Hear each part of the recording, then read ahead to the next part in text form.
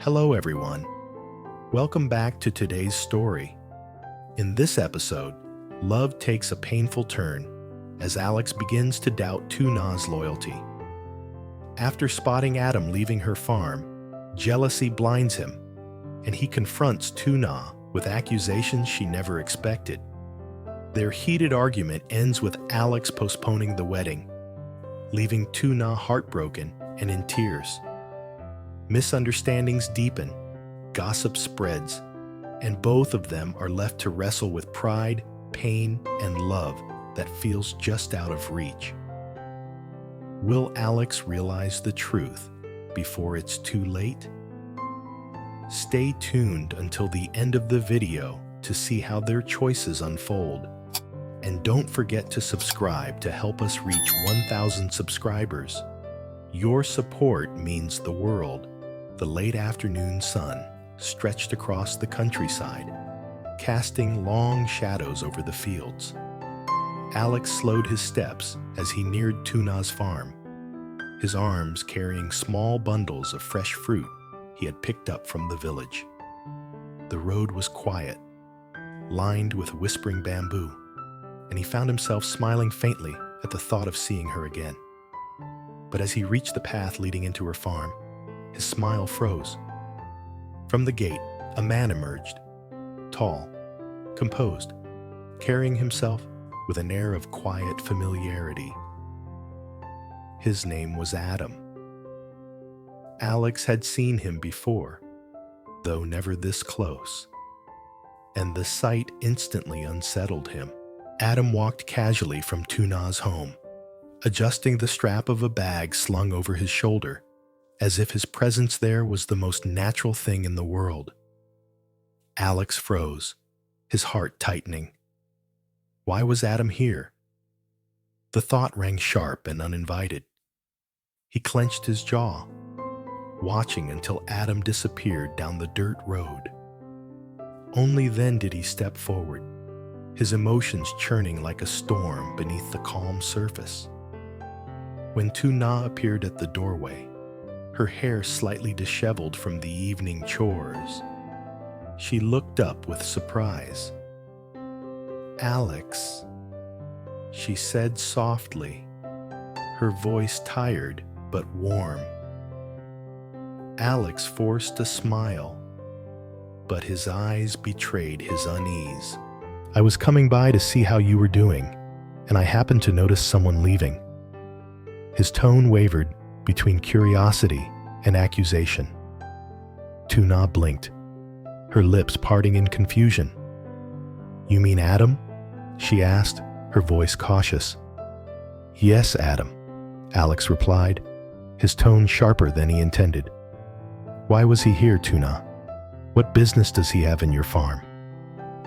The air thickened instantly. Tuna hesitated, fumbling for words. "He only came to check on a few things. He has been helping Mrs. Tang since her move. And sometimes he stops by to make sure everything here is fine. It's nothing more." But Alex's jealousy had already been sparked. "Nothing more? I see him walking out of your home like he belongs there. Do you expect me not to question that?" His voice rose, harsh and edged with anger. Tuna flinched, her eyes glistening. "Alex, please, it's not what you think. He's just someone who's helped me when I needed it. That's all." Alex turned away, his chest heaving. He wanted to believe her, but the image of Adam stepping out of the farm clung to him stubbornly, whispering doubts he couldn't silence. "I can't do this right now," he muttered, his voice heavy. Maybe we should put the wedding on hold until things are clearer." The words landed like a stone in Tuna's heart. She stepped closer, desperate, her eyes wet. "On hold? Alex, no, don't say that. Please don't let this misunderstanding tear us apart." But Alex didn't answer. He set the bundle of fruit down on the wooden bench by the door and walked away, leaving Tuna standing alone under the fading light, her tears falling silently onto the dusty ground. That night, Tuna sat in the quiet of her home, rocking her child gently as the baby drifted into sleep. The shadows of the oil lamp swayed across the walls, matching the tremor in her heart. She thought of Alex's face, the anger in his voice, the doubt that clouded his eyes. She buried her face in her hands, her shoulders shaking. Why did Adam have to come by at that moment? Why couldn't Alex trust her more? The weight of it pressed down until all she could do was cry softly into the silence, her heart aching with helplessness. Meanwhile, Alex wandered along the village road, his footsteps heavy on the dirt path. The moon hung low, silvering the fields around him, but it brought no peace. His mind replayed the scene again and again. Adam leaving the farm, Tuna's startled face, her fumbling explanations. He wanted to dismiss it, to believe her words, but the jealousy gnawed at him. For weeks, he had dreamed of their wedding day, of starting a life together. And yet, in one moment, doubt had unraveled that dream. His fists tightened at his sides. Am I being a fool? Or am I finally seeing the truth? Alex stopped at the edge of the fields, staring at the faint lights of Tuna's home in the distance. He thought of her kindness, her resilience, the way she always put others before herself. He loved her. He knew he did. But love, twisted with suspicion, became something sharp, something that hurt them both. The following morning, the village stirred awake with roosters crowing and market vendors setting up their stalls. Tuna arrived at the market later than usual, her eyes red from a sleepless night. She set down her baskets of vegetables, arranging them neatly, though her hands trembled. Neighbors noticed her silence. She usually greeted everyone with a smile, but today she barely lifted her eyes. Some whispered to each other, wondering what troubled her so deeply. Across the road, Alex stood in front of the herbal shop, pretending to examine jars of dried roots. In truth, his gaze kept drifting toward Tuna. He saw the fatigue in her face, the sorrow in her eyes, and guilt pricked at him. Yet when he took a step forward, ready to speak, the memory of Adam's shadow crossing her doorway returned, halting him in place. His pride bound him, silencing the words he longed to say. Tuna, meanwhile, felt the weight of his gaze, but couldn't bring herself to meet it. She kept her focus on the vegetables. Her vision blurred by tears she refused to let fall in public. Every time she thought of the postponed wedding, her chest tightened until she could barely breathe. The day dragged on. By noon, the market was alive with chatter, but inside Tuna's heart, there was only emptiness. She packed her baskets, lifting them onto her shoulders, and walked slowly back to the farm. Each step felt heavier than the last, as though her grief was a burden she carried home. At the farm, the fields shimmered under the afternoon sun, but the place felt hollow without Alex's presence.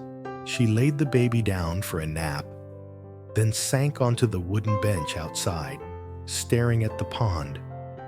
Her tears came freely now, hot and endless, falling into her hands as she whispered to the wind, "Why don't you believe me, Alex?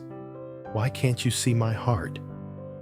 The unanswered question lingered in the air, swallowed by the sound of rustling leaves. Alex spent the afternoon wandering aimlessly through the village. Every familiar corner reminded him of Tuna. the market stalls where they once laughed together, the riverbank where they had shared secrets, the farm road where he used to walk with her under starlight. And yet, now there was only distance between them, a distance he had created with his own mistrust. By evening, he found himself standing once again at the edge of Tuna's farm. The lamps inside glowed faintly, and he could hear the soft lullaby she hummed to her child. His chest ached at the sound, but his feet refused to move closer. Instead, he turned away, his heart torn between love and doubt. The night deepened, stars scattering across the sky, but for both Alex and Tuna, the world felt unbearably lonely. Days slipped by, each one stretching longer than the last. The rift between Alex and Tuna remained like a shadow, neither of them daring to cross it. The village noticed. Some whispered that perhaps Alex had grown cold, while others pitied Tuna for the quiet sadness etched into her face. Tuna did her best to carry on. Each morning, she rose before dawn to tend the fields, to feed the animals, to prepare food for her child. But the joy she once carried into her work had dimmed. The laughter that used to rise from her home was gone, replaced by long silences broken only by the cries of her baby or the soft clinking of her tools. When neighbors asked why Alex hadn't come around, she only forced a small smile and said he was busy. But deep inside, her heart felt heavy, bruised by the thought that he doubted her love. Meanwhile, Alex threw himself into work at his own farm, plowing, checking on the crops, speaking with workers. Outwardly, he seemed unchanged, but those closest to him could see his distraction. He would pause mid-task, his gaze drifting toward the horizon, where Tuna's farm lay hidden behind the trees. One evening, Johnny, an old friend, approached him. "You've been restless these days, Alex. What's going on?" Alex didn't answer at first. He stared down at his calloused hands, then finally spoke. "I saw Adam leaving Tuna's farm, and I can't stop thinking about it." Johnny frowned. "And because of that, you've postponed your wedding. Alex, do you hear how foolish that sounds?" The word struck him hard. But instead of replying, Alex turned away, unable to face the truth his friend pointed out. He knew his heart still longed for Tuna, yet jealousy clouded his vision.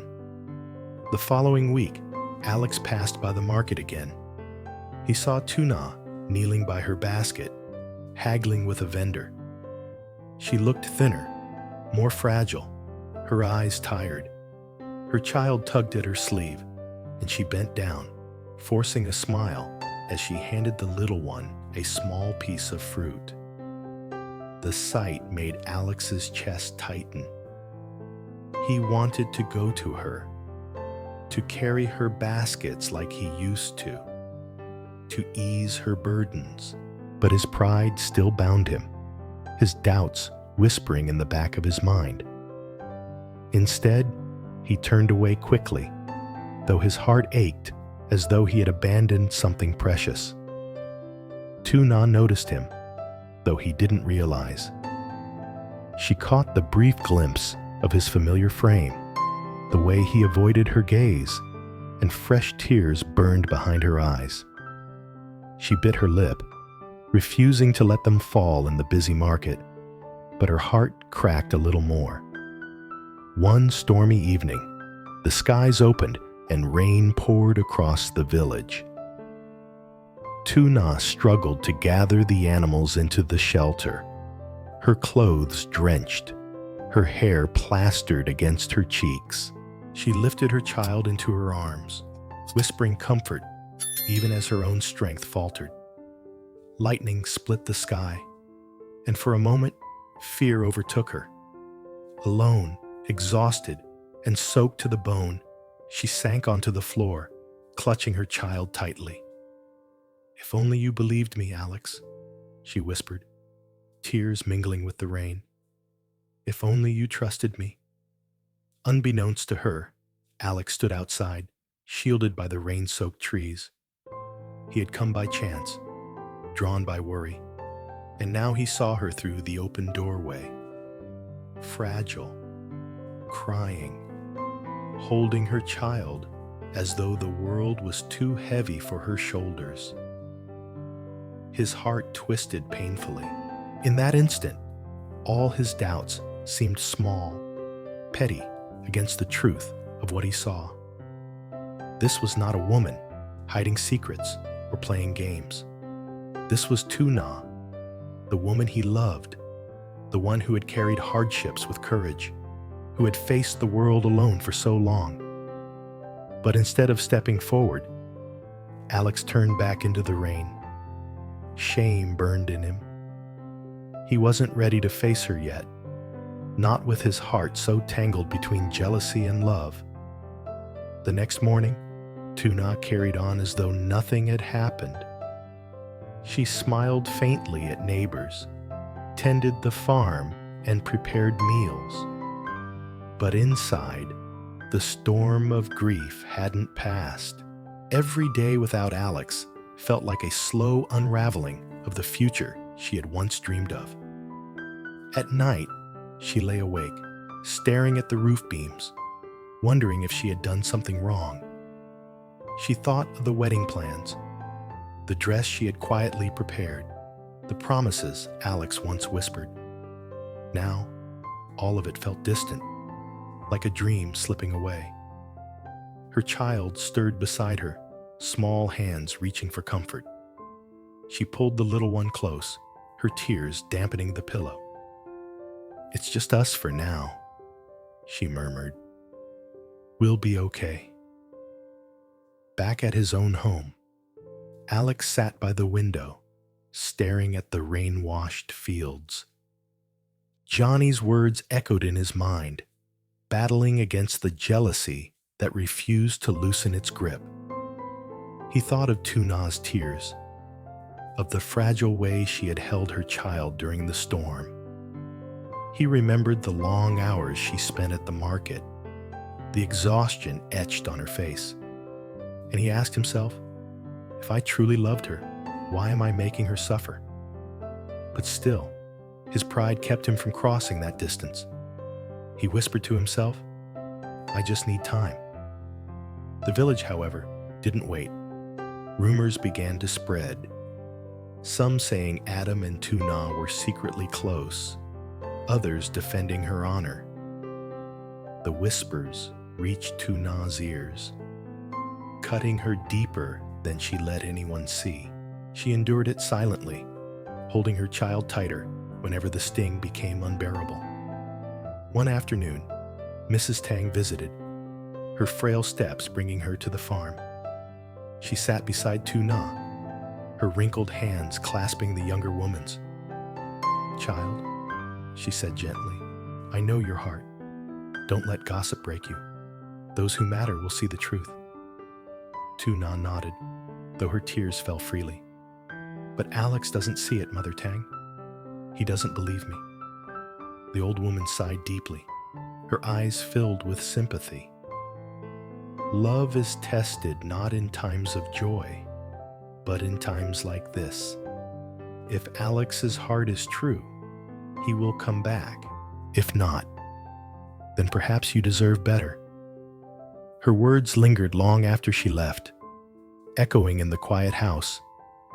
That evening, Tuna sat by the pond, the water reflecting the pale light of the moon. She held a small flower in her hand, absent-mindedly tearing its petals. Her heart was heavy, but she whispered into the night, as though Alex could hear her across the distance. I've given you nothing but my truth. If you cannot see it, then perhaps love isn't enough. A tear slid down her cheek, falling into the pond, rippling across the surface like the cracks in her soul. In another corner of the village, Alex sat alone, staring at the untouched cup of tea before him. His mother's voice, Johnny's words, Tuna's quiet strength, all swirled in his mind. He pressed a hand to his face, whispering to himself, "I'm losing her." The realization shook him to his core, and yet he remained still, torn between his wounded pride and the love he could no longer deny. The night deepened, but for both Alex and Tuna, sleep would not come. Their hearts beat heavy, each in their separate solitude, bound by love, yet divided by misunderstanding. The wedding was postponed, but the question remained, was it the end of their story, or only the storm before the calm?